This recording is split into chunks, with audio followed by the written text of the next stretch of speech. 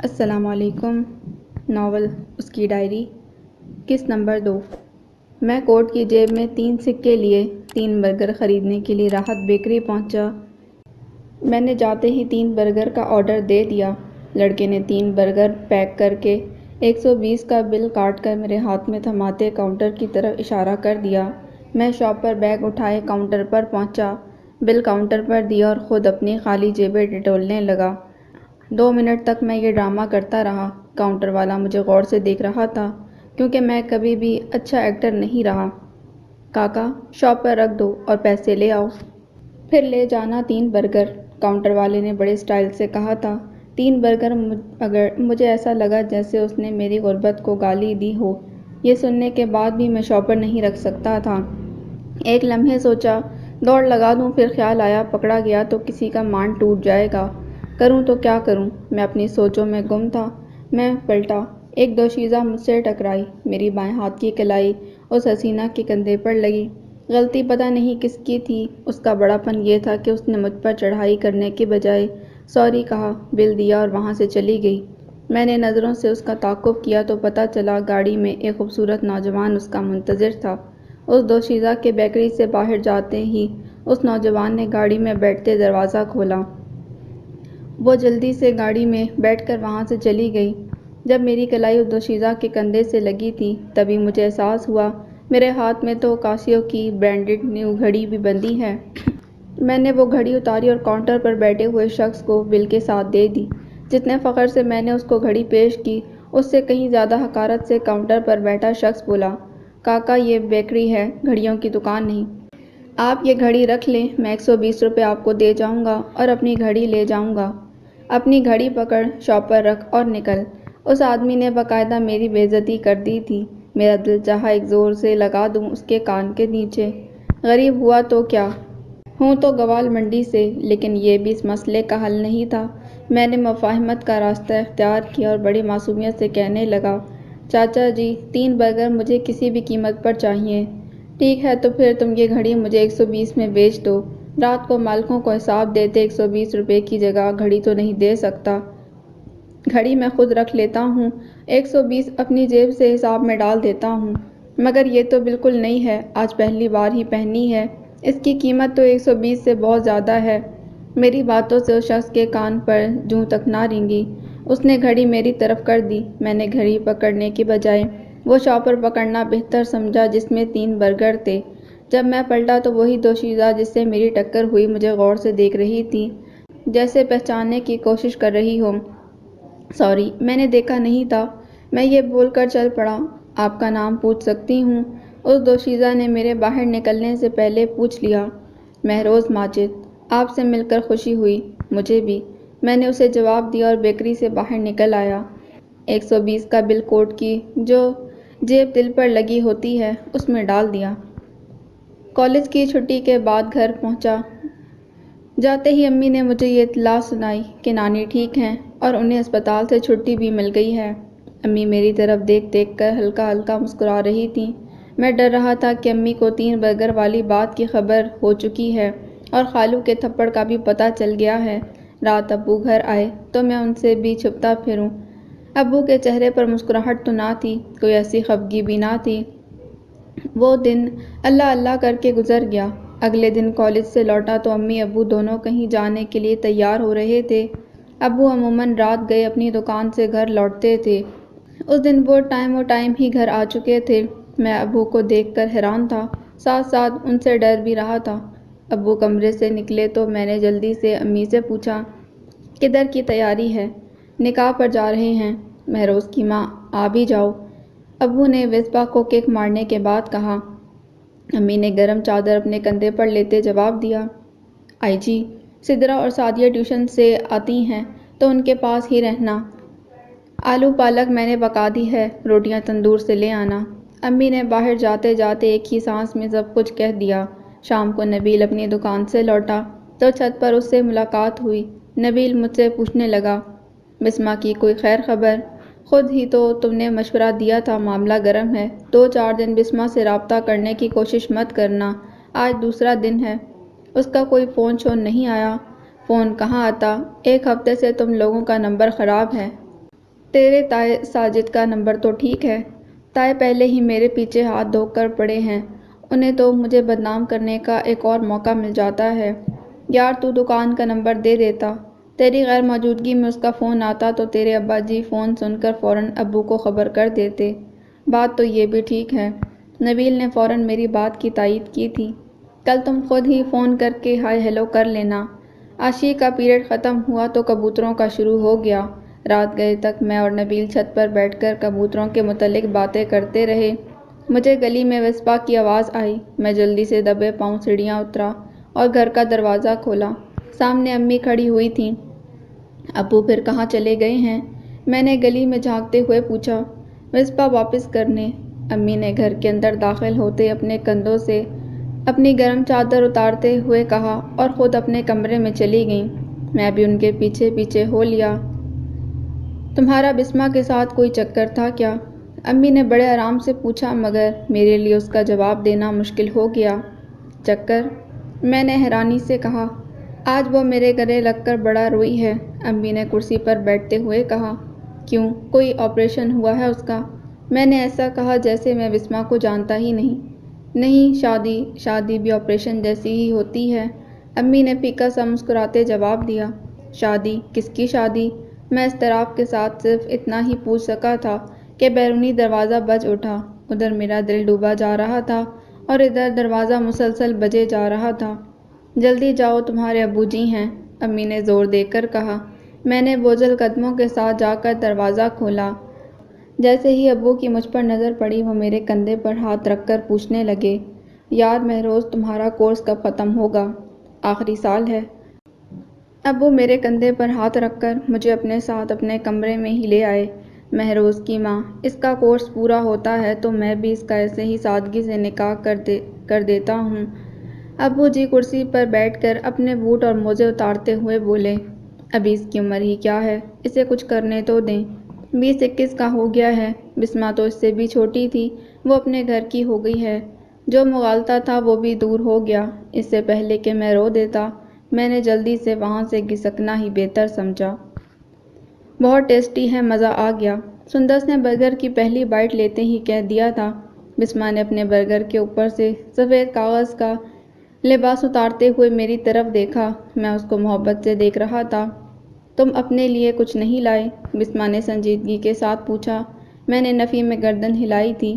بسمہ اٹھ کر میرے پاس آ گئی اور آدھا برگر مجھے دے کر کہنے لگی، آدھا آدھا کھا لیتے ہیں، تم کھاؤ، مجھے بھوک نہیں۔ مل جل کر کھانے سے محبت بڑھتی ہے، بسمہ نے شرماتے ہوئے کہا۔ سندس نے فوراً نظریں اٹھا کر دیکھا ہماری طرف۔ اب مجھے بھی سندس کے دیکھنے سے کوئی فرق نہیں پڑ رہا تھا۔ میں نے زندگی میں بڑے برگر کھائے مگر اس آدھے برگر کا ذائقہ ہی کچھ اور تھا، شاید اس پر بسمہ کے ہاتھ لگے تھے۔ برگر ختم کرنے کے بعد بسمہ بول پڑی، ندا تم سندس کے پاس بیٹھو، میں اور مہروز تم دونوں کے لیے کینٹین سے چائے لے کر آتے ہیں۔ بسمہ اپنی جگہ سے اٹھی اور باغیچے سے ایک گلاب کا پھول توڑ لائی، بڑے اعتماد سے مجھے پیش کر دیا۔ میں نے سندس اور ندا کی طرف دیکھا، پھر بسمہ کے ہاتھ سے وہ پھول لے لیا۔ بسمہ نے اپنی محبت کا اعلان کر دیا تھا۔ میں بسمہ کی عزت کی وجہ سے بزدل بنا ہوا تھا، بسمہ ہی کی محبت نے مجھے بہادر بنا دیا۔ بسمہ نے اپنی نازک ہتھیلی میری طرف بڑھا دی۔ میں نے گلاب کا پھول دائیں ہاتھ سے بائیں ہاتھ میں منتقل کیا، اپنا ہاتھ اس کی ہتھیلی پر رکھ دیا۔ بسمہ کی ہتھیلی گلاب کی پتیوں کی طرح ہی نرم تھی۔ میں آج بھی اپنے ہاتھ پر بسمہ کا لمس محسوس کرتا ہوں۔ میں اپنی جگہ سے اٹھ گیا اور بسمہ کے ساتھ ساتھ چل پڑا۔ چائے تو ایک بہانہ تھی، ہم دونوں سندس اور ندا کے سامنے کچھ فاصلے پر بیٹھ کر باتوں میں مشغول ہو گئے۔ مہروز تایا جی نے اجمل کے لیے میرا رشتہ مانگا ہے، امی نے یہ کہہ کر ٹال دی کہ ابھی میں پڑھ رہی ہوں، تم بھی تو کچھ کرو، امی اور نانی کو رشتے کے لیے بھیج دیتا ہوں۔ میں نے فٹ سے جواب دیا، کچھ کام کرو، اجمل کا شٹرنگ کا کاروبار ہے، اچھے خاصے پیسے کماتا ہے وہ۔ میرا آخری سیمسٹر چل رہا ہے، پڑھائی چھوڑ کر کام کیسے کروں؟ میری گردن پر ایک زوردار تھپڑ پڑا تھا۔ ایک لمحے کے لیے تو میرے طوطے ہی اڑ گئے۔ پلٹ کر دیکھتا ہوں تو خالو کھڑے تھے۔ خالو رشید نے تلوار سے زیادہ تیز نظروں سے بسمہ کی طرف دیکھا۔ وہ خاموشی سے گردن جھکائے وہاں سے چپ چاپ ہی خالو کے آگے لگ کے چل پڑی۔ خالو رشید مجھے 2-4 اور لگا دیتے اگر میں پبلک پلیس پر نہ ہوتا۔ اس بے عزتی کے بعد نانی سے ملنے کی بھی ہمت نہ ہوئی اور میں گردن جھکائے کینٹ سے پیدل ہی گوال منڈی کی طرف چل پڑا۔ کنال روڈ سے مال پر چڑھتے ہوئے میں نے نہر کی طرف دیکھا جس میں گدلا پانی بہہ جا رہا تھا۔ میرا بھی دل چاہا کہ اس گدلے پانی میں چھلانگ لگا کر جان دے دوں، مگر یہ تو چھوٹی سی نہر تھی، یہ صرف مجھے گیلا کرتی، ڈبو نہیں سکتی تھی، کیونکہ میں بڑا اچھا تیراک بھی تھا۔ تیراک نہ بھی ہوتا، ڈیڑھ عاشق ایسے تھوڑی مر جاتے ہیں، جب تک وہ اپنے حصے کی رسوائی نہ پی لیں تب تک نہر کا گندا پانی بھی ان کے حلق میں نہیں جا سکتا۔ ایک ماہر تیراک ہونے کے باوجود بھی میں طبقاتی نہر کو پار نہیں کر سکا تھا، جہاں محبت سے زیادہ انسانوں کے لیے دولت اہم ہوتی ہے۔ وہ 3 سکے میں نے اسی گندے پانی میں پھینک دیے تھے۔ بسمہ کے نکاح کے بعد ایک دن نانی مجھے تفصیل بتانے لگی۔ جب میں ہسپتال سے گھر آئی تو پتہ چلا رشید نے اجمل سے بسمہ کا رشتہ طے کر دیا ہے۔ بسمہ بڑی روئی کرلائی تھی، مگر رشید نے اس کی ایک نہ سنی۔ تیری ماسی کے بہو اور سندس نے تیرے خالہ کے خوب کان بھرے تھے بسمہ اور تیری ماسی کے خلاف۔ رات کو بسمہ نے کہا کہ میں زہر کھا لوں گی، مگر اجمل سے نکاح کسی صورت نہ کروں گی۔ رشید کہنے لگا، اگر تم نے اجمل سے نکاح نہ کیا تو میں تمہاری ماں کو طلاق دے کر گھر سے نکال دوں گا۔ یہ کرواتی تھی تیری ملاقاتیں اس کمینے کے ساتھ۔ میرے جسم میں نانی کی باتیں سننے کے بعد خون کی گردش تیز ہو گئی۔ نانی نے باتوں کا سلسلہ پھر سے شروع کر دیا۔ آسیہ کہنے لگی، بسمہ اجمل سے نکاح کرے گی، مگر میری ایک شرط ہے۔ رشید فٹ سے بولا، بولو۔ آپ مجھے میری بہنوں سے ملنے سے کبھی نہیں روکیں گے، منظور ہے۔ انہیں نکاح پر بھی بلائیں گے اور ان سے کسی بات کا تذکرہ بھی نہیں کریں گے، یہ بھی منظور ہے۔ نانی نے اپنی آنکھوں سے آنسو صاف کرتے ہوئے بتایا، مہروز بیٹا، بسمہ بے وفا نہیں تھی، مجبور تھی، وہ کرتی بھی تو کیا کرتی۔ ثانیہ کیا تھی؟ میں نے نانی سے گلے کے انداز میں پوچھا تھا۔ وہ لالچی تھی۔ جب اس کے لیے اس موئے ڈیلر کا رشتہ آیا تو میں نے اسے بہت سمجھایا، ثانیہ بیٹی، مہروز بڑا اچھا لڑکا ہے، وہ تمہیں بہت خوش رکھے گا۔ ثانیہ کہنے لگی، نانو کیسے خوش رکھے گا، کرائے کے گھر میں وہ لوگ رہتے ہیں، سرکاری کالج میں وہ پڑھ رہا ہے، اگر ملی بھی تو اسے کسی فیکٹری میں کوئی معمولی سی نوکری مل سکتی ہے، اس کا کوئی فیوچر نہیں، جبکہ امتیاز کا اپنا بنگلہ، گاڑی ہے، ایک شاندار فیوچر ہے۔ امتیاز کو چھوڑ کر مہروز سے شادی کرنا حماقت ہوگی۔ نانی، پھر آپ نے کیوں ہمیشہ ہی کوشش کی کہ میرا رشتہ میرے خالوں کی طرف ہو جائے؟ میں نے دکھی ہو کر پوچھا تھا۔ نانی نے ٹھنڈی سانس بھری اور غمگین ہو کر گویا ہوئیں، مہروز بیٹا، میں رشتوں کی پرانی دیواروں پر نئی رشتہ داری کا سمنٹ لگانا چاہتی تھی۔ میں سمجھا نہیں، میں صرف تمہیں بتا سکتی ہوں، سمجھا نہیں سکتی۔ آپ ایسا کیوں چاہتی تھیں؟ نئے رشتے پرانے رشتوں کو مضبوط بناتے ہیں اور کمزور بھی کرتے ہیں۔ میں بھی اپنی بیٹیوں کے درمیان کمزور رشتوں کو مضبوط کرنا چاہتی تھی۔ نانی، آپ کی باتوں سے تو مجھے محسوس ہو رہا ہے جیسے میری حیثیت آپ کے نزدیک اینٹ ریز سیمنٹ جیسی ہی تھی۔ نانی نے جلدی سے مجھے اپنے سینے سے لگا لیا اور رندی آواز میں بولی، مجھے غلط مت سمجھو مہروز بیٹا، جب تمہاری اولاد جوان ہوگی اس وقت تمہیں اپنی نانی بالکل ٹھیک لگے گی۔ اللہ جانتا ہے میری نیت بالکل صاف تھی۔ اگر آپ کی نیت صاف تھی تو اسے کامیابی کیوں نہیں ملی؟ تمہاری غربت کی وجہ سے۔ میری غربت؟ میں نانی کی بات سن کر حیران رہ گیا۔ زندگی کا ایک دن نکال کر میں نے کبھی خود کو کبھی بھی غریب نہیں سمجھا۔ میرے پاس خود کی سائیکل تھی، ابو سے اچھی پاکٹ منی بھی مل جایا کرتی تھی، عارفہ سے ادھار بھی مل جاتا۔ ہر روز رات کو نبیل کے ساتھ میرے لیے بھی ایک پیالہ دودھ آ جاتا۔ چھٹی والے دن میں اور نبیل باہر سے ناشتہ کرتے، کبھی بھجے کے پائے، کبھی کاکے کی نہاری۔ آج نانی نے مجھے غریب بول دیا۔ اپنے من کے آئینے میں مجھے اپنی غربت نظر نہیں آتی تھی۔ میں تو دل کا امیر تھا اور اسی کو امیری سمجھتا تھا۔ ثانیہ نے تمہاری محبت نہیں دیکھی، اسے تو تمہاری غربت ہی نظر آئی تھی۔ اسی طرح رشید کی بھی نفرت تھی، اس نے خالی ہاتھوں کے بجائے بھرے ہوئے ہاتھوں میں اپنی بیٹی کا ہاتھ دیا ہے۔ نانی، سچ میں ثانیہ یا بسمہ کے دل میں میرے لیے کچھ نہیں تھا؟ ثانیہ نے تمہاری محبت کو ہی تھوک دیا اور بسمہ نگل ہی گئی۔ ایک دم سناٹا تھا، میرے اندر بھی اور باہر بھی۔ زندگی میں پہلی بار مجھے ایسی تلخ حقیقت کا سامنا کرنا پڑا تھا۔ اپنا گدھا بھی گھوڑا معلوم ہوتا ہے۔ میں گوال منڈی کو ہی نیو یارک کی بزنس اسٹریٹ سمجھ بیٹھا تھا۔ میرے نزدیک دنیا کے سب سے امیر لوگ گوال منڈی کے ہی مکین تھے۔ عارفہ بڑی اچھی لڑکی ہے۔ نانی نے ثانیہ بسمہ کے بعد عارفہ کے لیے بھی وہی لائن بول دی تھی۔ میں یہ سن کے خاموش رہا۔ اگر اتنی اچھی ہوتی تو تنویر اس سے سالوں پرانی منگنی کیوں ختم کرتا؟ تمہاری وجہ سے، نانی نے ایک اور الزام میرے سر لگا دیا۔ میں نے کیا کیا ہے؟ جو چیزیں ساجد اپنے ہونے والے داماد کے لیے سعودیہ سے لاتا تھا، وہ چیزیں تم عارفہ سے لے لیتے تھے۔ خدا کی قسم نانی، میں نے عارفہ سے کبھی کچھ نہیں مانگا۔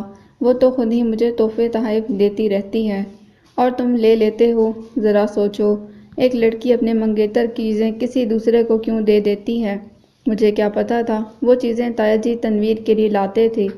عارفہ تم سے بہت محبت کرتی ہے۔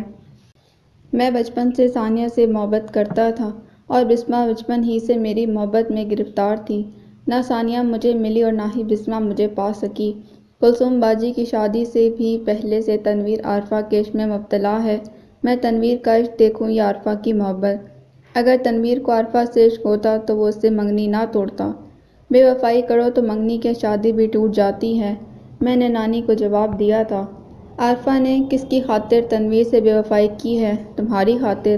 نانی کی بات سن کر میں سوچ میں پڑ گیا۔ ارے میں تو بھول ہی گئی تھی۔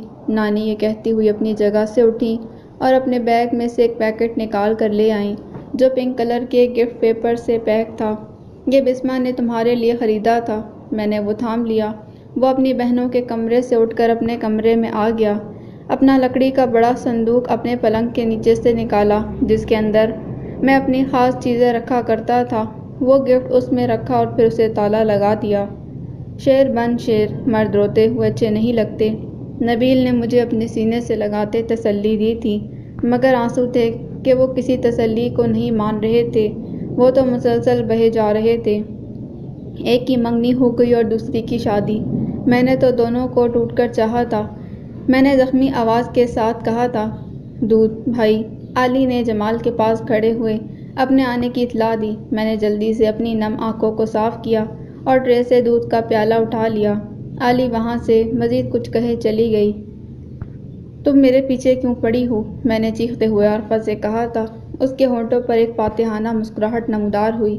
اب تو تمہارے گلے پڑ گئی ہوں، عارفہ نے بڑے فخر سے کہا، جیسے مجھے فتح کیا ہو۔ میں نے مری ہوئی آواز میں اسے یاد کرایا، ہماری شادی نہیں ہوئی ابھی تک، دن رکھے گئے ہیں، شادی بھی ہو ہی جائے گی۔ میں تم سے شادی نہیں کرنا چاہتا، میں نے دو ٹوک کہہ دیا۔ مجھے تم سے محبت ہے اور میں تم سے ہی شادی کرنا چاہتی ہوں، عارفہ نے الفت سے کہا، اور میں ہلکا سا مسکرایا۔ مسکرا کیوں رہے ہو؟ عارفہ نے فوراً پوچھا۔ اس لیے کہ دو مردوں کے ہونٹوں سے مسکراہٹ چھین لی تم نے۔ میری بات سن کر عارفہ ٹس سے مس نہیں ہوئی۔ اب عارفہ کے ہونٹوں پر تبسم تھا۔ تنویر کی بات تو رہنے ہی دو، عارفہ نے بے رخی سے کہا۔ کیا قصور تھا اس کا؟ میں نے نرمی سے پوچھا۔ اوئے تم مجھے بتاؤ میرا کیا قصور ہے؟ تنویر کو میں نے تمہارے لیے چھوڑا ہے، ایک تم ہو کہ کبھی محبت کے ساتھ میری طرف نہیں دیکھا۔ عارفہ جذباتی ہو گئی تھی۔ میں مزید کچھ کہے وہاں سے اٹھ گیا۔ اوئے کہاں جا رہے ہو؟ عارفہ نے بے قراری سے پوچھا۔ Hall road. ٹی وی تو ٹھیک کرتے جاؤ۔ ٹی وی تو ٹھیک ہو ہی جائے گا، زندگی کا کیا؟ عارفہ تم نے اپنی ضد کی خاطر میری اور تنویر کی زندگی برباد کر دی ہے۔ میں نے ٹی وی ٹھیک کیا اور اپنی راہ پکڑی۔ میں اس دن اضطراب کے عالم میں چھت پر ٹہل رہا تھا۔ نبیل علی کے جہیز کا سامان چھوڑنے کے لیے گجرانوالہ گیا ہوا تھا۔ آنے والے جمعے کو میرا اور عارفہ سے سادگی کے ساتھ نکاح ہونا تھا۔ اس سے 2 دن بعد اتوار کو علی کی بارات تھی۔ سردی کے باوجود میرا نیچے جانے کو دل نہیں چاہ رہا تھا۔ مجھے یہ بھی معلوم تھا کہ نانی میرے کمرے میں انتظار میں بیٹھی ہوئی ہیں۔ علی چینی کے پیالے کو ٹرے میں رکھے نمودار ہوئی۔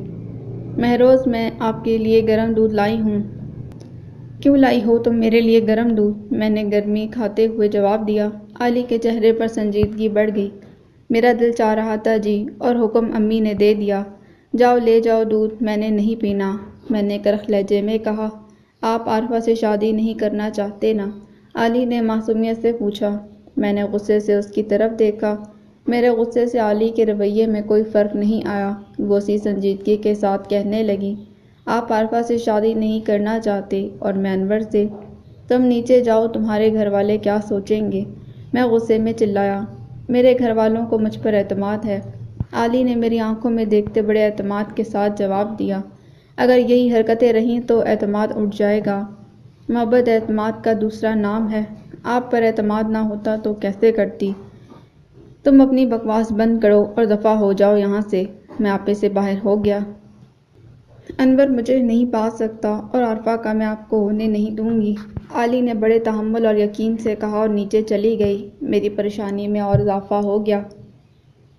ہمارے گھر میں میرے نکاح کی تیاریاں زور و شور سے چل رہی تھیں۔ امی اور میری بہنیں گھر کی صفائی ستھرائی میں مصروف تھیں۔ میں کمروں کی سفیدی کے بعد صحن میں سفیدی کر رہا تھا۔ علی خالی ہاتھ مجھے سیڑھیاں اترتے ہوئے دکھائی دی۔ چاچی جی، آپ کی بہن کا ملتان سے فون آیا تھا، وہ 10 منٹ بعد دوبارہ فون کریں گے۔ خیریت تو ہے علی بیٹا؟ نانی نے چاول چنتے گردن اٹھا کر فکر مندی سے پوچھا۔ بی بی جی خیریت ہی ہے، انہوں نے کوئی ضروری بات کرنی ہے؟ علی نے سکون سے میری طرف دیکھتے جواب دیا۔ میں پہلے ہی اسے دیکھ رہا تھا۔ نانی کی نگاہوں سے ہماری اکیوں میں ہوتی بات چیت چھپ نہ سکی۔ امی جی نے منہ ہاتھ دھونے کے بعد تولیے سے منہ صاف کرتے نانی سے کہا، ماں جی چلیں، تم ہی سناؤ عطیہ کی ضروری بات۔ نانی کا وہاں سے جانے کا کوئی ارادہ نہیں تھا۔ امی جی نبیل کے گھر خالہ عطیہ کا فون سننے چلی گئیں۔ علی نانی کے پاس بیٹھ گئی۔ تمہاری شادی کو کتنے دن رہتے ہیں علی بیٹا؟ نانی نے چاول چنتے چنتے علی کو دیکھے بغیر پوچھا۔ مہروز کے نکاح کو 5 دن باقی ہیں، علی نے میری طرف دیکھتے ہولے سے کہا۔ میں نے اپنا کام ختم کیا اور علی کو دیکھ رہا تھا۔ میں نے تمہاری شادی کا پوچھا ہے، مہروز کے نکاح کا نہیں، نانی نے سنجیدگی کے عالم میں دبے غصے کے ساتھ جواب دیا۔ مہروز کے نکاح کے 1 دن بعد ہی تو میری شادی ہے بی بی جی۔ نانی جی چائے؟ سدرا نے چائے کی ٹرے نانی کے سامنے کرتے اطلاع دی۔ میں نے 1 کپ چائے مانگی، نانی نے سوالیہ انداز میں چائے کا کپ اٹھاتے پوچھا۔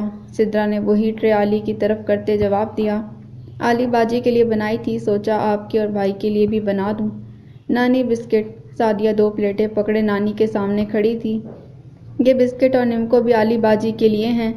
نانی نے تشویش بھرے لہجے میں سدرا اور سعدیہ کی طرف دیکھ کر پوچھا۔ علی باجی کے گھر جائیں تو وہ اتنا کچھ کھلاتی ہیں ہمیں، سدرا نے بڑے مزے سے بتایا۔ سعدیہ بھی جلدی سے بولی، میں تو چاہتی تھی علی باجی ہی ہماری بھابھی بنے۔ سعدیہ، سوچ سمجھ کر بولا کرو، میں نے سعدیہ کو ڈانٹ دیا۔ ایک دم خاموشی چھا گئی۔ سوری، سعدیہ دبی سی آواز میں بولی۔ سدرا نے سعدیہ کی طرف سے صفائی دیتے بات کو سنبھالا۔ وہ بھائی سعدیہ کا مطلب تھا کہ علی باجی جیسی ہی ہماری بھابھی ہو۔ نانی سارے منظرنامے کے دوران خاموش رہیں۔ نانی کے علاوہ ہم سب ایک دوسرے سے نظریں چراتے چائے پی رہے تھے۔ نانی سب کے چہروں پر لکھی تحریروں کو پڑھنے کی کوشش میں لگی ہوئی تھیں۔ اس دوران امی جی خوشی کے عالم میں صحن میں داخل ہوئیں۔ ماں جی، مبارک ہو، پہلے مہینے عید کے بعد ثانیہ کی شادی ہے، دن رکھ لیے ہیں، عطیہ باجی بتا رہی تھیں۔ آپ لوگوں کو شادی کے کارڈ بھی چند دنوں میں مل جائیں گے۔ ہم ملتان جائیں گے ثانیہ باجی کی شادی پر۔ سعدیہ جو سہمی بیٹھی تھی یہ سن کر کھل اٹھی۔ وہ سب بھول گئی جو اس نے چند منٹ پہلے بولا تھا، بڑا مزہ آئے گا۔ سدرا بھی اپنی خوشی چھپا نہ سکی۔ خوشی کا ماحول تھا۔ ابو جی بھی آ گئے، بے شمار شاپر بیگ اٹھائے ہوئے۔ یہ لو مہروز کی ماں، جو لسٹ میں لکھا ہوا تھا سب لے آیا ہوں۔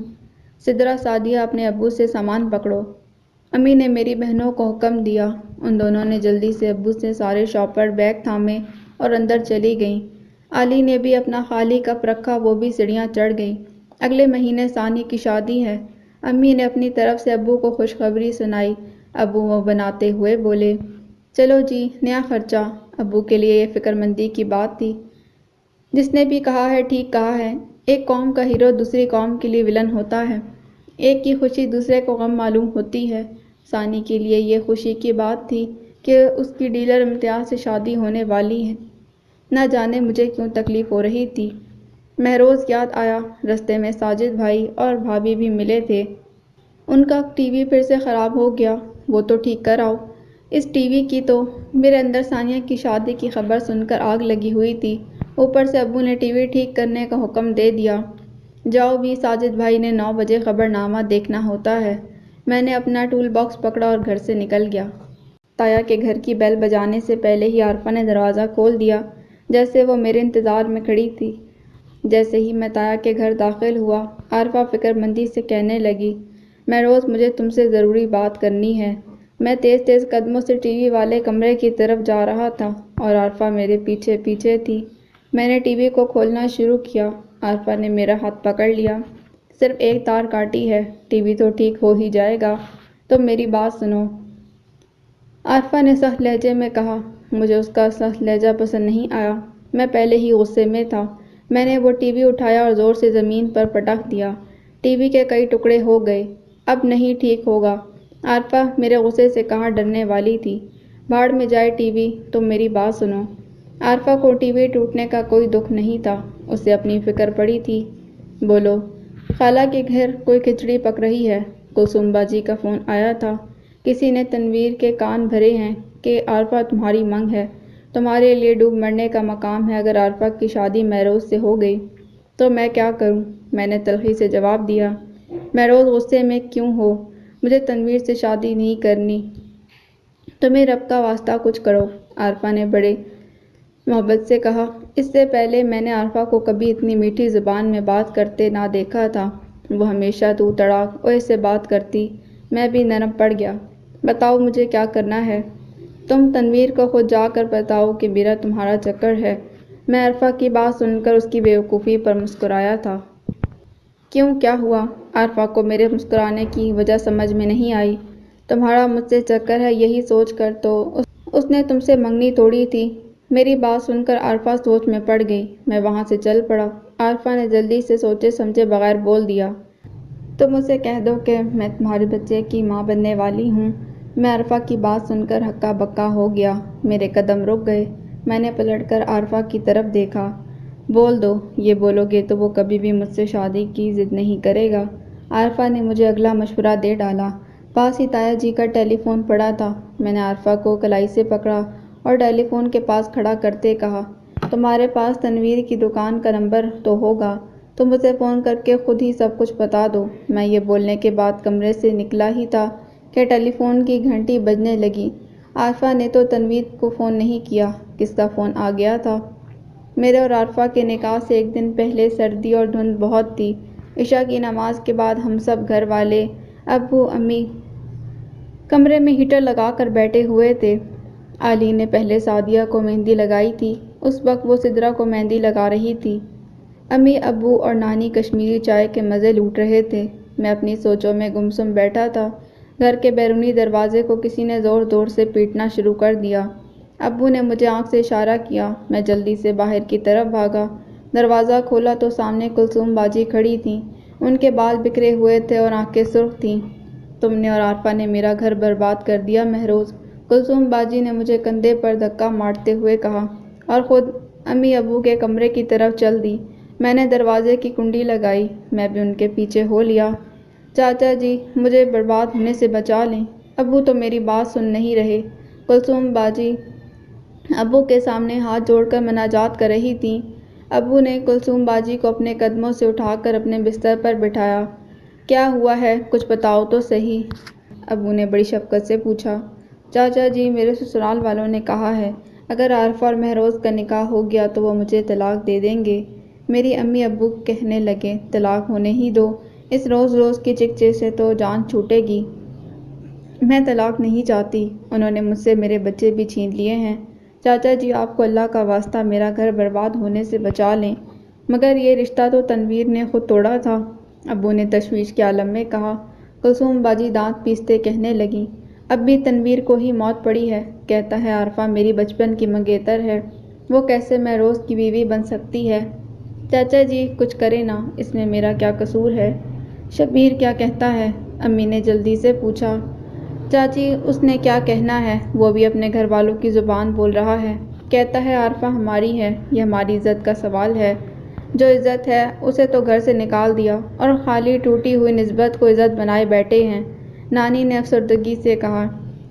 ابو نے مشاورتی نگاہ نانی کی طرف ڈالی۔ نانی نے ابو کو گردن ہلا کر تسلی دی اور کہنے لگیں، بچیوں تم سب اپنے کمرے میں جاؤ۔ میری بہنیں اور علی وہاں سے چلی گئیں۔ ادھر میرے پاس آؤ۔ نانی نے کلثوم باجی کو بڑی محبت کے ساتھ اپنی طرف بلایا۔ کلثوم باجی ابو کے بستر سے اٹھ کر نانی کے پاس جا کر بیٹھ گئی۔ نانی نے اسے پیار کیا، پھر بولی، تمہارا گھر برباد نہیں ہوگا، یہ میرا وعدہ ہے۔ بس جو میں پوچھوں اس کا سچ سچ جواب دینا۔ کلثوم باجی نے گردن کو اس بات میں ہلایا۔ یہ تنویر کیسا لڑکا ہے؟ نانی نے کلثوم باجی سے پوچھا۔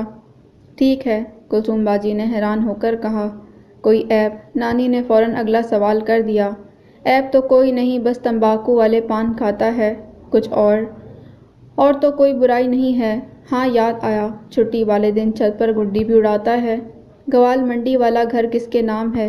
نانی نے اگلی بات پوچھ لی۔ خالو جی کے۔ تنویر کے نام پر بھی کچھ ہے؟ نانی کچھ سوچتے ہوئے بولی۔ ہاں، تنویر اور شبیر کے نام 10 مرلہ پلاٹ ہے، کلثوم باجی نے فخر سے بتایا۔ نانی کچھ سوچنے لگیں۔ میں اور امی ابو نانی کی طرف دیکھ رہے تھے۔ کلثوم باجی کی آواز نے خاموشی کے سلسلے کو توڑا۔ بی بی جی، سب سے بڑی خامی تو میں بتانا بھول ہی گئی۔ ہم سب کی توجہ فوراً کلثوم باجی کی طرف گئی۔ کلثوم باجی بڑی فکرمندی سے بتانے لگی۔ بی بی جی، تنویر لائی لگ بہت ہے۔ امی ابو تو کلثوم باجی کی بیوقوفی پر ہنس پڑے، میں بھی ہلکا سا مسکرایا، مگر نانی سنجیدہ رہیں۔ چلو اٹھو۔ نانی اپنی جگہ سے اٹھ پڑی۔ کہاں؟ امی نے حیرانی سے پوچھا۔ تمہارے جیٹھ کے گھر۔ نانی امی ابو کلثوم باجی کو لے کر تایا کے گھر چلی گئیں۔ میں بیرونی دروازہ بند کرنے کے بعد صحن سے اپنے کمرے میں جانے لگا کہ علی میری بہنوں کے کمرے سے نکل کر سیڑھیاں چڑھنے لگی تھی۔ ہم دونوں ایک دوسرے کے سامنے آ گئے۔ میں نے کہا تھا نا، علی فاتحانہ مسکراہٹ کے ساتھ بولی۔ کیا؟ میں نے حیرانی سے پوچھا۔ آدھا کام ہو گیا ہے، علی یہ اطلاع دے کر سیڑھیاں چڑھ گئی۔ میں پہلے ہی پریشان تھا، اوپر سے علی کے جملے نے مجھے اور پریشان کر دیا۔ رات گزرتی جا رہی تھی اور میری پریشانی بڑھتی جا رہی تھی۔ رات گئے، امی ابو اور نانی واپس لوٹے تھے۔ امی ابو تو آتے ہی اپنے کمرے میں چلے گئے۔ میں نے نانی سے پوچھنا چاہا کہ تایا کے گھر پر کیا بات ہوئی ہے، تو نانی نے صرف اتنا کہا، ابھی سو جاؤ، صبح بتاؤں گی۔ نانی یہ بول کر سدرا اور سعدیہ کے کمرے میں چلی گئیں۔ نیند کس کافر کو آ رہی تھی؟ وہ رات میں نے اپنی آنکھوں میں کاٹی۔ آج سوچتا ہوں اس رات مجھے نیند کیوں نہیں آ رہی تھی۔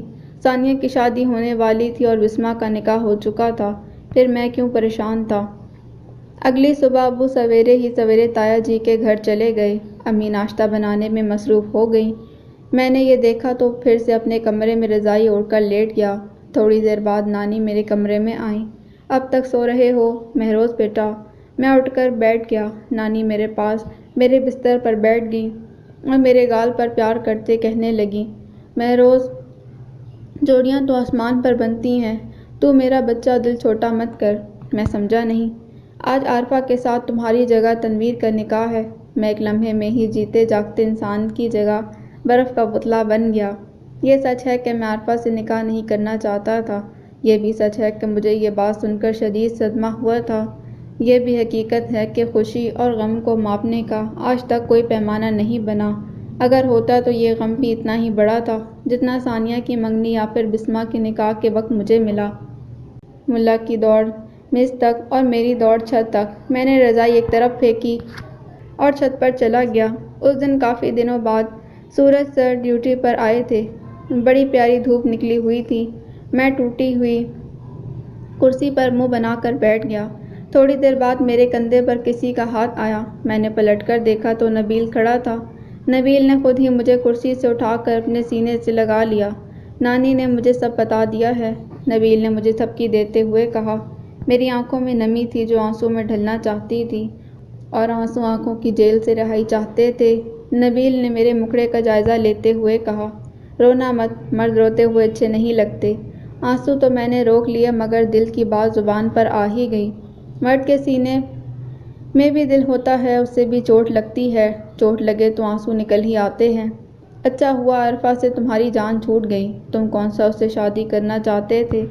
ثانیہ بسمہ کے بعد مجھے عارفہ سے بھی محبت ہو گئی ہے۔ بھائی ناشتہ؟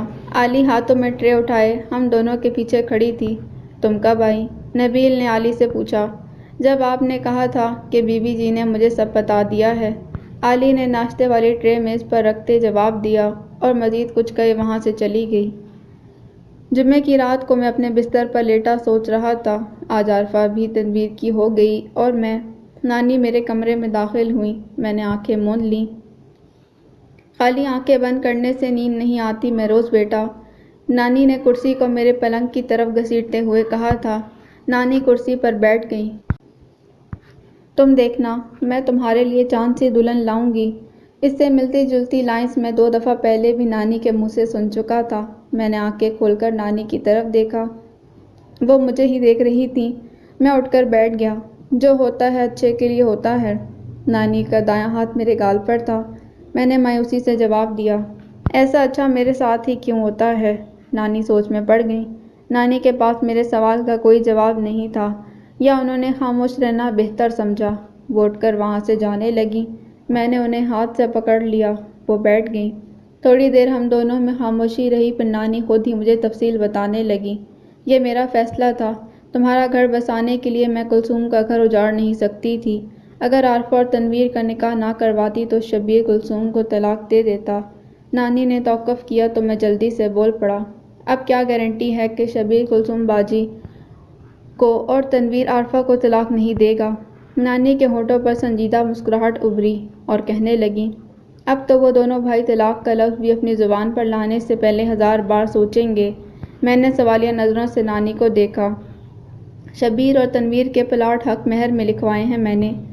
کس کے حق مہر میں؟ میں نے عجلت میں پوچھا۔ شبیر کا پلاٹ کلثوم کے حق مہر میں اور تنویر کا عارفہ کے۔ پلاٹ حق مہر میں لکھوانے سے خوشی تھوڑی ملتی ہے۔ لائی لگ لڑکے ہی بیوی کے پیچھے لگتے ہیں، اور ایسے مردوں پر ہی تو بیویاں حکومت کرتی ہیں۔ نانی کے منہ سے یہ الفاظ نکلنے کی دیر تھی، میں بھی ابل پڑا۔ میں بھی تو لائی لگ ہوں۔ آپ نے بچپن سے میرے دماغ میں یہ بات ڈالی تھی کہ ثانیہ اور تمہاری جوڑی بہت اچھی ہے۔ میں ثانیہ سے محبت کرنے لگا۔ پھر آپ نے کہا، میں نے تمہارے لیے ایک بہت ہی پیاری لڑکی ڈھونڈ رکھی ہے، اپنی بسمہ، اور میں بے وقوف بسمہ پر دیوانہ ہو گیا۔ بسمہ کے نکاح کے بعد آپ نے مجھے دلاسا دیتے ہوئے بتایا، عارفہ بھی بہت اچھی لڑکی ہے اور وہ تم سے محبت کرتی ہے۔ آپ کے منہ سے یہ سن کر میں بھی عارفہ کو چاہنے لگا۔ آپ عارفہ کا نکاح تنویر سے کروانے کے بعد مجھے پھر سے نیا لارا امید لگا رہی ہیں۔ تم دیکھنا، میں تمہارے لیے چاند سی دلہن لاؤں گی۔ بس نانی بس، اب مجھے آپ کی کسی بات پر یقین نہیں۔ میں جذباتی ہو کر نانی سے بدتمیزی کر دی اور خود غصے سے اٹھ کر پھر سے چھت پر چلا گیا۔ نانی کے گھٹنوں میں درد رہتا تھا اور مجھے معلوم تھا وہ چھت پر نہیں آ سکتی۔ میں چھت پر غصے میں ٹہل رہا تھا۔ 2 بچوں نے مجھے آ کر اطلاع دی کہ نبیل بھائی آپ کو بلا رہے ہیں۔ میں چھت کے راستے نبیل کے گھر چلا گیا۔ میرے ابو اور نبیل کے ابا سیڑھیوں کے پاس ہی کوئلوں کی انگیٹھی کے پاس بیٹھے ہوئے تھے۔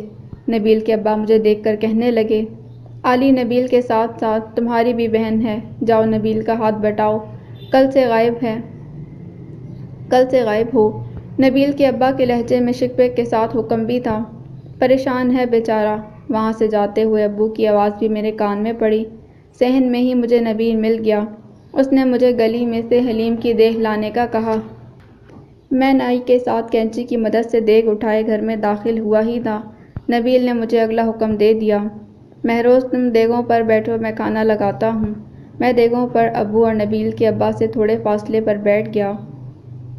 نبیل اور اس کی بھابھی اپنے چند کزنوں کی مدد سے مہمانوں کو کھانا کھلانے لگے۔ میرے سامنے چکن، حلیم، مٹن، قورمہ اور کشمیری چائے کی 3 دیگیں پڑی ہوئی تھیں۔ بی بی جی نے 2 گھروں کو برباد ہونے سے بچا لیا۔ نبیل کے ابا کی آواز مجھے سنائی دی۔ وہ ابو کے ساتھ سب سے بے نیاز گپ شپ میں مصروف تھے۔ ٹھیک کہہ رہے ہو لالا جی، بھائی ساجد نے تو کلثوم کی طلاق کا ذہن بنا لیا تھا۔ وہ ہر حال میں عارفہ کا نکاح مہروز سے کروانا چاہتے تھے۔ پھر بی بی جی نے ہم سب کو سمجھایا کہ ایسا مت کرو اور یہ فیصلہ مجھے کرنے دو۔ سنا ہے حق مہر میں پلاٹ لکھوائے ہیں بی بی جی نے۔ میرے کان ان دونوں کی طرف تھے۔ نبیل کے ابا نے ابو سے پوچھا، قورمہ پورا ہو جائے گا؟ نبیل نے میرے سامنے قورمے کی پرات کرتے پوچھا۔ میں جلدی سے دیگ میں سے قورمہ نکال کر خالی پرات میں ڈالنے لگا۔ حلیم کو تو کوئی ہاتھ بھی نہیں لگا رہا، سب قورمے کے پیچھے پڑے ہیں، نبیل نے وہاں سے جاتے ہوئے کہا۔ ویسے ماجد، ایک بات ہے، پتر تیرا ہے بڑا شریف، نبیل کے ابا نے کہا۔ ابو یہ سن کر فخر سے مسکرائے اور میری طرف بڑی محبت سے نگاہ ڈالی۔ میں انجان بن گیا۔ جلدی سے کشمیری چائے کی دیگ چیک کرنے لگا کہ کہیں وہ ٹھنڈی تو نہیں ہو گئی۔ نائی نے عقلمندی کا ثبوت دیا تھا۔ اس نے دیگیں رکھنے سے پہلے ان کے نیچے کوئلے رکھے تھے۔ کھانے کے بعد کشمیری چائے کا دور چل پڑا۔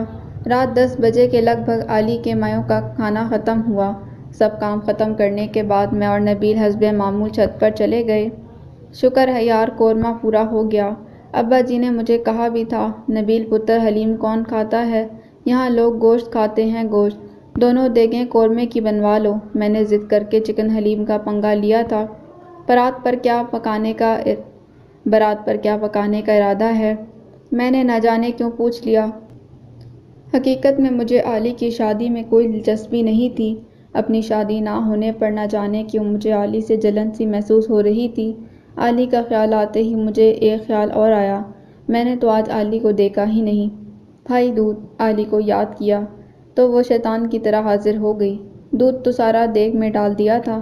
نبیل علی کی طرف دیکھ کر حیرانی سے بولا، ساتھ ہی اس نے ٹرے سے اپنا پیالہ اٹھا لیا۔ میں نے آپ دونوں کے لیے پہلے ہی نکال لیا تھا۔ علی نے میرے سامنے ٹرے کرتے ہوئے مجھ پر ایک نظر ڈالتے کہا۔ میں نے ایک لمحے اسے دیکھنے کے بعد فوراً ہی اپنی نگاہ کو قابو میں کیا۔ نبیل نے گرم دودھ کی چسکی لینے کے بعد کہا، بہن ہو تو تمہارے جیسی، اللہ تجھے اپنے گھر میں خوش رکھے۔ آمین، میرے منہ سے بے اختیار نکل گیا۔ علی ہمیشہ کی طرح دودھ دینے کے فوراً بعد ہی جانے لگی، سب مہمانوں کو بستر مل گئے نا؟ جی بھائی، سب سو گئے۔ تو بھی جا کر سو جا، نبیل نے بڑی محبت سے کہا۔ اگلی رات علی کی تیل مہندی تھی۔ نانی سمیت ہم سب لوگ نبیل کے گھر پر موجود تھے۔ علی پیلے لباس میں ملبوس ایک جھولے پر بیٹھی ہوئی تھی۔ علی کے ہاتھوں میں گلاب اور موتیے کے گجرے تھے اور بالوں میں گیندے اور موتیے کے پھول سجے ہوئے تھے۔ پھولوں کے اوپر اس کے سر پر ایک پتلا سا دوپٹہ تھا اور اس نے جو پیلا جوڑا پہنا تھا وہ بھی پتلا سا ہی تھا۔ مجھے سمجھ نہیں آ رہی تھی 12 مہینے چادر میں لپٹی رہنے والی علی کو کیا ہو گیا ہے۔ آج اتنے سارے لوگوں کے درمیان اس کے سر پر صرف ایک پتلا سا دوپٹہ ہے بس۔ جب علی سے نظر ہٹا کر ارد گرد دیکھا تو سب عورتوں کا یہی حال تھا۔ سخت سردی میں بھی سب عورتوں نے ریشمی لباس پہنے ہوئے تھے، سویٹرز اور گرم چادروں کے بغیر۔ یہ تو کچھ بھی نہیں، کچھ خواتین نے تو آدھے بازوؤں والی قمیضیں بھی پہن رکھی تھیں۔ یا اللہ، شادی کے موقع پر ان عورتوں کو سردی کیوں نہیں لگتی؟ میں نے دل میں سوچا، خیر میرے سوچنے سے کیا ہوتا ہے، یہ تو عورتوں کا ذاتی معاملہ ہے۔ سب نے علی کو مہندی لگائی اور منہ میٹھا کروایا۔ جب میری باری آئی تو میں وہاں سے گھسک گیا، نہ جانے کیوں مجھے اچھا نہیں لگ رہا تھا۔ برات کے کھانے کے لیے نبیل کے ابا نے ایک بہت بڑا مچھرا خرید رکھا تھا۔ نبیل کے گھر کے پاس ہی اسکول میں برات کے لیے کھانا تیار ہو رہا تھا۔ رات بھر میں اور نبیل براتیوں کے لیے کھانا تیار کرواتے رہے۔ نبیل کے ابا کو صرف ایک فکر تھی، کہیں کھانا کم نہ پڑ جائے۔ صبح فجر کے بعد نبیل کے ابا اور ان کے کچھ قریبی رشتہ دار وہاں آئے۔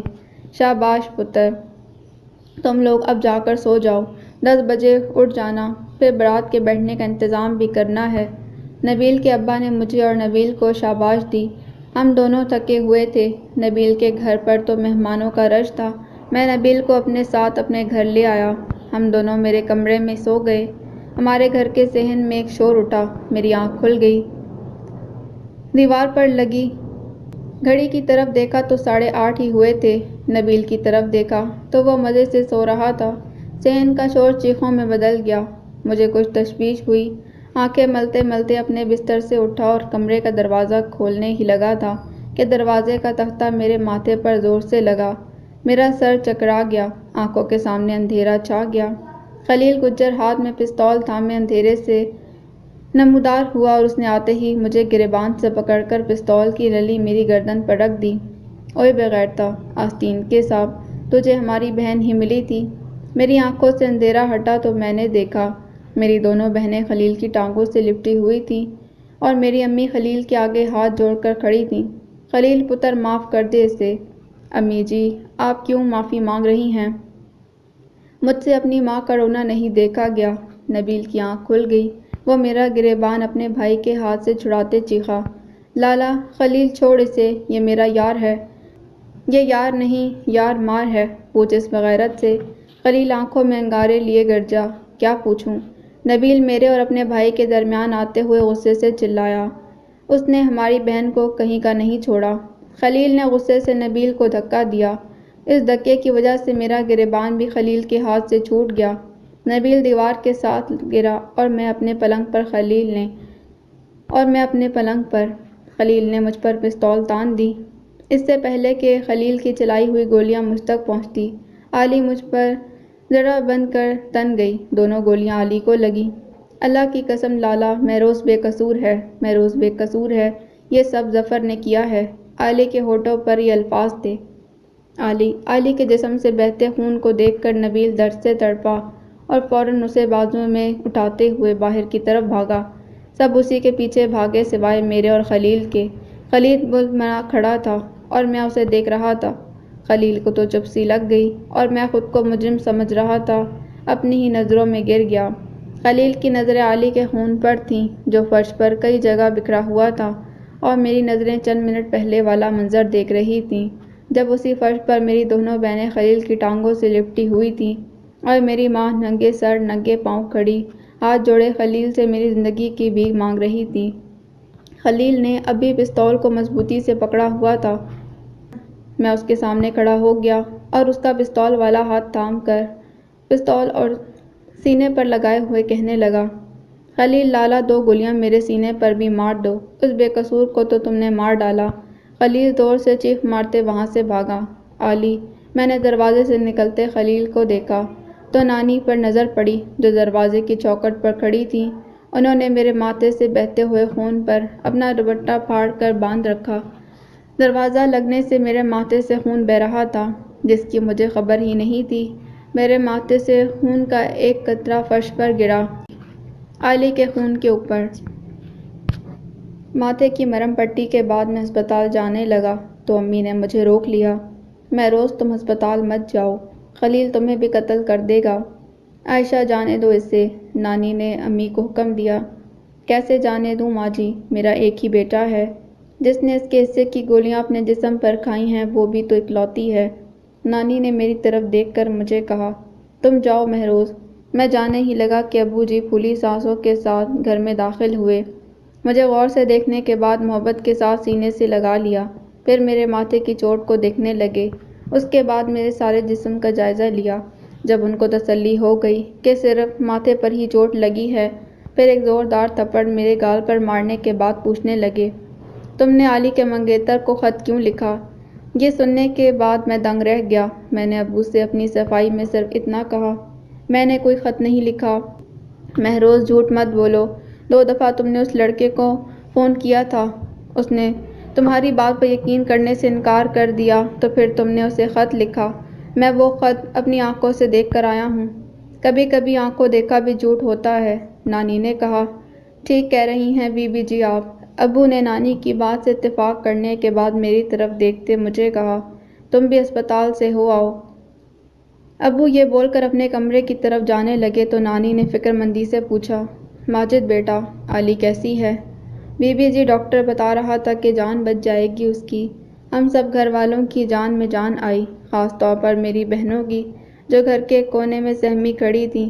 ابو جی اپنے کمرے کی طرف جاتے میری طرف دیکھ کر بولے، اب چلے بھی جاؤ، آپ بھی کمال کرتے ہیں، اسے ہسپتال کیوں بھیج رہے ہیں؟ امی نے ابو کے پیچھے جاتے فکر مندی سے پوچھا۔ مہروز بے قصور ہے، پھر اسے تھپڑ کیوں مارا؟ محبت میں۔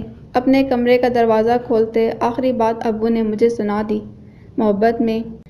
نانی نے ذہین مسکراہٹ کے ساتھ ابو کے الفاظ دہرائے جیسے وہ سب کچھ سمجھ گئی ہوں، مگر مجھے کچھ سمجھ نہیں آ رہی تھی۔ میں سوچ میں پڑ گیا، کون علی کے منگیتر کو فون کرتا تھا اور کس نے خط لکھا تھا؟ علی نے تو ظفرو کا نام لیا تھا۔ میں ہسپتال پہنچا تو کوریڈور میں ہی مجھے علی کا تقریباً سارا خاندان نظر آ گیا۔ علی کے سسرال میں سے بھی چند لوگ وہاں موجود تھے۔ خلیل مجھے دیکھ کر خود ہی آ گیا اور مجھے کونے میں لے جاتے بولا، سب پتہ چل گیا ہے، یہ کس کی شرارت تھی؟ میں نے حوصلہ کر کے پوچھا، کس کی؟ یہ پتہ نہیں چلا، خلیل نے بھولی صورت بناتے جواب دیا۔ اس کی عقل مندی پر دل ہی دل میں مسکرایا۔ بارات کا کھانا میں نے گجرانوالہ بھجوا دیا ہے۔ جیسے ہی عالی ٹھیک ہوتی ہے ہم انور اور عالی کا نکاح بھی کر دیں گے۔ لالا اب عالی کا نکاح انور کے ساتھ نہیں ہوگا، نبیل نے خلیل کے سامنے آتے حتمی لہجے میں کہا۔ کیا بکواس کر رہا ہے تو؟ خلیل غصے میں بھڑک اٹھا۔ تیرا دماغ تو نہیں خراب ہو گیا؟ خلیل کی گھن گرج سارے رشتہ دار اکٹھے ہو گئے۔ لالا دماغ تو میرا خراب ہو گیا ہے، یہ سب تیرے سالے کا کیا کرایا ہے، اگر وہ میرے سامنے آ گیا تو میں اسے نہیں چھوڑوں گا، نبیل نے چیخنے کی بجائے روب دار آواز میں کہا۔ اگر وہ میرے سامنے آ گیا تو میں اسے نہیں چھوڑوں گا، نبیل نے چیخنے کے بجائے روب دار آواز میں کہا۔ کیوں شور مچایا ہوا ہے خلیل؟ نبیل کے ابا جی نے وہاں آنے کے بعد پہلا سوال یہی پوچھا۔ ابا جی یہ کہتا ہے عالی کا نکاح انور کے ساتھ نہیں ہوگا، خلیل نے شکایتی انداز میں اپنے ابا جی کو بتایا۔ کچھ سوچ کر ہی کہا ہوگا اس نے، پڑھا لکھا ہے، تیری طرح ڈنگر نہیں۔ آدھی بات سن کر ہی پستول لے کر نکل پڑا۔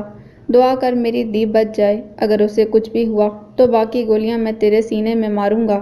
نبیل کے ابا جی نے بڑے ضبط کے ساتھ یہ بات کہی، وہ سب کے سامنے رونا نہیں چاہتے تھے۔ نبیل اپنے ابا جی کو وہاں سے لے گیا، باقی رشتہ دار بھی دائیں بائیں ہو گئے، آخر میں خلیل اور میں ہی وہیں کھڑے تھے۔ یہ دیکھ کر بھابھی سغرا جلدی سے وہاں آئیں اور آتے ہی سرگوشی کے انداز میں خلیل سے کہنے لگیں۔ دماغ تو تیرا خراب ہو گیا ہے خلیل، اچھا ہی ہے جو عالی کی بارات نہیں آئی، اب دیکھتی ہوں کہاں بیاتے ہیں عالی کو۔ تو اپنی بک بک بند کر، تیرا بھائی اتنا بے غیرت ہوگا یہ میں نے سوچا نہیں تھا۔ خلیل نے سغرا کو گھوری ڈالی۔ آنکھیں مت دکھا، بات کو سمجھ، گجرانوالہ عالی کی شادی نہیں ہوگی تو کس سے ہوگی؟ کس سے ہوگی؟ خلیل نے پوچھا۔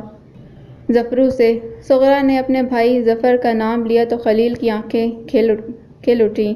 یہ تو میں نے سوچا ہی نہیں تھا مہروز، تیرے لالے کو بات دیر سے سمجھ آتی ہے، سغرا بھابھی نے میری طرف دیکھ کر کہا۔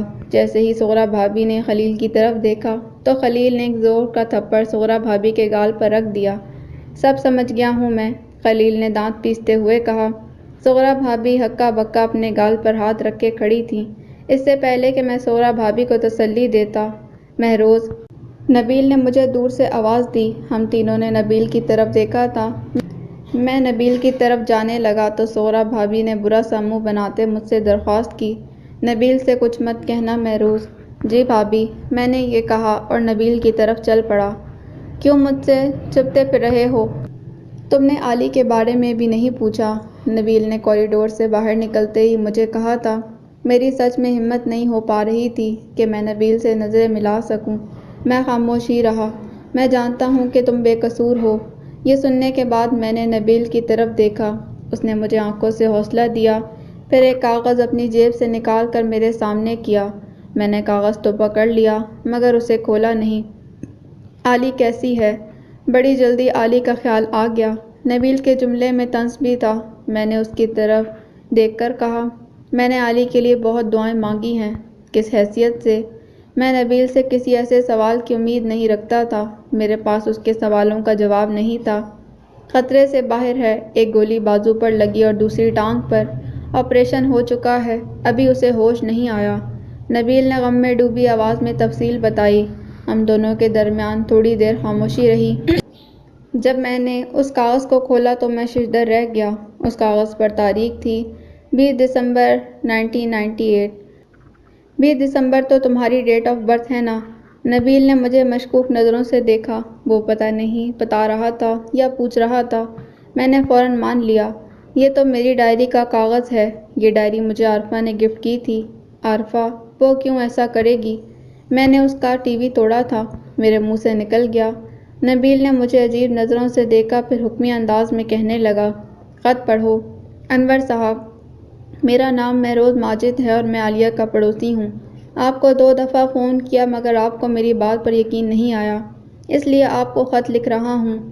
میں آپ کو آخری بار پھر سے بتا رہا ہوں کہ میرا عالیہ کے ساتھ چکر ہے، آپ اس سے شادی مت کرو۔ یہ میں نے نہیں لکھا اور نہ ہی میں نے انور کو کوئی فون شون کیا، میں نے فکر مندی سے اپنی صفائی دی۔ تمہاری ہینڈ رائٹنگ کو پہچانتا ہوں، نبیل نے یقین سے بتایا۔ میں ہینڈ رائٹنگ پر غور کرنے لگا تو میرے ہوش ہی اڑ گئے، یہ تو ثانیہ کی ہینڈ رائٹنگ ہے۔ میرے منہ سے پریشانی میں یہی الفاظ نکل سکے تھے، ثانیہ کی؟ ہاں، ثانیہ کی۔ میرے پاس اس کے ہاتھ کا لکھا ایک مضمون ہے، تم اسے ٹیلی کر کے دیکھ سکتے ہو۔ ڈائری عارفہ نے دی، لکھا ثانیہ نے۔ نبیل خود کلامی کرتے سوچ میں پڑ گیا۔ مجھے فٹ سے یاد آیا، ایسی ہی ایک ڈائری میں نے بسمہ کو بھی گفٹ کی تھی۔ میرے منع کرنے کے باوجود نبیل نے ایسے کہا جیسے طعنہ دے رہا ہو۔ تمہارے کہنے کا مطلب ہے کہ یہ پیج بسمہ کی ڈائری سے نکالا گیا ہے اور لکھا ثانیہ نے ہے۔ نبیل کسی نتیجے پر پہنچنا چاہ رہا تھا۔ یہ بھی تو ہو سکتا ہے کہ عارفہ نے ڈائری دینے سے پہلے ہی پیج نکال لیا ہو۔ میں نے قیافہ لگایا۔ یہ بھی ممکن ہے۔ نبیل نے فوراً میرے قیافے کی تائید کی۔ مجھے دو یہ خط۔ میں نے وہ خط نبیل کو دے دیا۔ نبیل نے کاغذ کا وہ حصہ پھاڑ دیا جس سے پتہ چلتا کہ وہ کاغذ کسی ڈائری کا پیج ہے۔ کسی سے ذکر نہ کرنا، یہ ڈائری کا کاغذ ہے، اب یہ صرف ایک خط ہے۔ ثانیہ کی رائٹنگ کا بھی ذکر مت کرنا۔